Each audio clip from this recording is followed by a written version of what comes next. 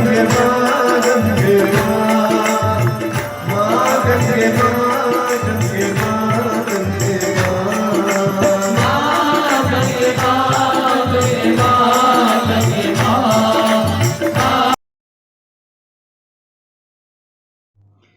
गंगा की जब आरती हो रही होती है वो दृश्य बड़ा मनोरम होता है।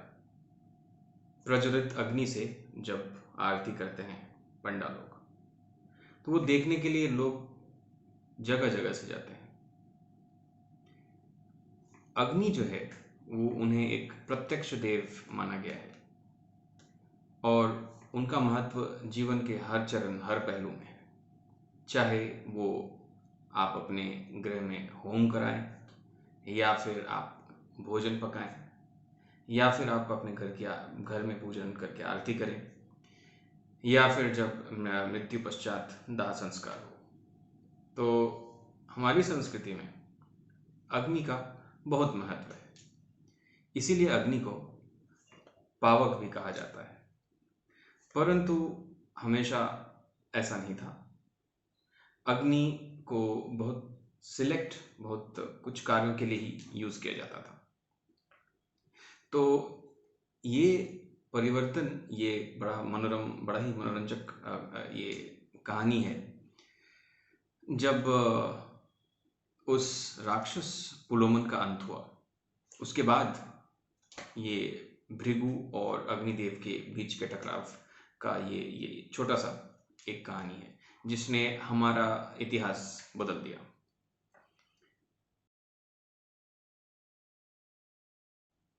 तो कहानी कुछ इस प्रकार है।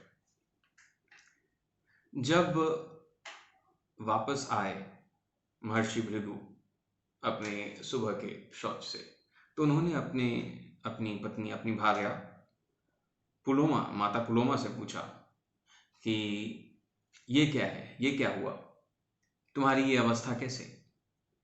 तो यहाँ पे जो राक्षस आया था उसे तुम्हारे बारे में पता कैसे चल गया? कोई तो होगा जो तुम्हारे बारे में बताया होगा, नहीं तो उसे पता ही नहीं चल सकता था कि तुम मेरी पत्नी हो और तुम यहाँ पे रहती हो मेरे साथ।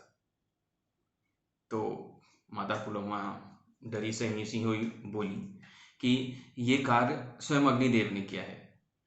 और उन्होंने बोला तो उनके बोलने पर, उनके वैलिडेट करने पर, ये जो राक्षस था पुलोमन मुझे उठा के चीखते हुए भाग गया यहाँ से। वो तो आपका तेजस्वी पुत्र था जो मेरे गर्भ से जिसका पतन हुआ, और वो जमीन पे गिरते ही, धरा पे गिरते ही, वो उसके प्रताप से, उसके तेज से, उसके ताप से पुलोमन वहीं गिर गया और जल के भस्म हो गया। तो भृगु एकदम आग बबूला, गुस्सा आ गए। तो भृगु ने अग्निदेव को श्राप दे दिया। उन्होंने अग्निदेव को श्राप दिया कि हे अग्निदेव, आपने मेरे पत्नी का जो है अपमान किया है, इसलिए मैं आपको श्राप देता हूं कि आप सर्वभक्षी बन जाएंगे।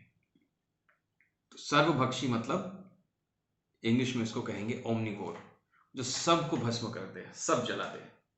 अब यहां पर एक अद्भुत टर्न आया, सर्वभक्षी जो सब खा जाए।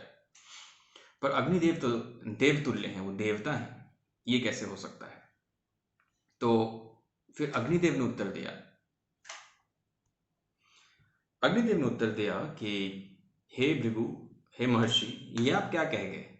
ये आपने कैसा श्राप दे दिया? मैं अग्नि हूं, मैं कई रूपों में प्रस्तुत होता हूं। मैं अग्निहोत्रों में होता हूं। अग्निहोत्र जो स्पेशल फायर बिल्ड करते हैं किसी भी यज्ञ के लिए, मैं अग्निहोत्र में होता हूं। मैं सत्रों में होता हूं, जो हम लोग चढ़ावा देते हैं, तर्पण करते हैं अग्नि को। और मेरे ही मुख से जो मुझे घी पड़ती है, मेरे ही मुख से पूर्वज और देवता भोजन ग्रहण करते हैं।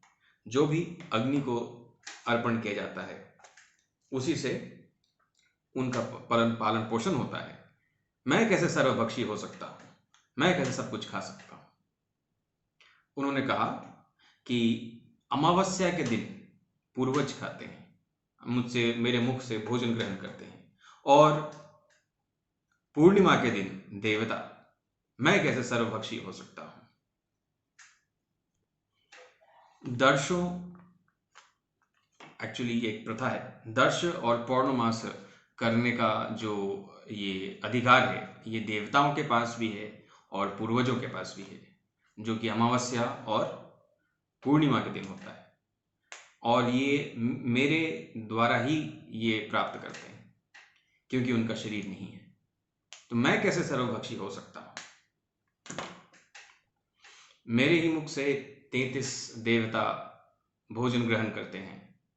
12 आदित्य, 11 रुद्र और 10 विश्वदेव। ये जो 33 बेसिक गॉड्स हैं हमारे वैदिक युग के, तो ये 33 देवता मुझसे ही भोजन ग्रहण करते हैं। मैं कैसे हो सकता हूं सर्वभक्षी?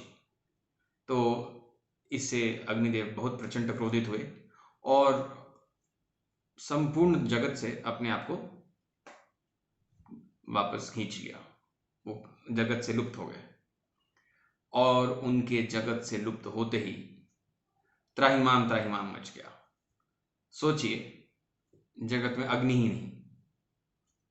तो जब ऐसी स्थिति आई तो सारे देवी देवता जो थे वो त्राहिमाम करते हुए ब्रह्मदेव के पास गए कि हे ब्रह्मदेव, आप हमारे रचयिता हैं। सारी देवी देवता ब्रह्मदेव को बोले कि आप हमें इस विडंबना से मुक्ति प्रदान करिए। ना ओंकार का जाप हो रहा है, ना स्वधा हो रहा है, ना स्वाहा हो रहा है, कुछ भी नहीं हो रहा है और बिना अग्निदेव के कुछ भी संपन्न नहीं है। अग्निदेव तो ब्रह्मदेव ने पूछा हुआ क्या? तो उन्होंने बोला कि अग्निदेव को महर्षि भृगु ने श्राप दे दिया और उन्होंने अपने आप को पूरे जगत से वापस खींच लिया। अग्नि कहीं है ही नहीं। अग्नि के बिना तो हमारा अस्तित्व ही संभव नहीं, हमें तो भोजन ही नहीं मिलेगा। तो ब्रह्मदेव फिर अग्निदेव को शांत करने गए।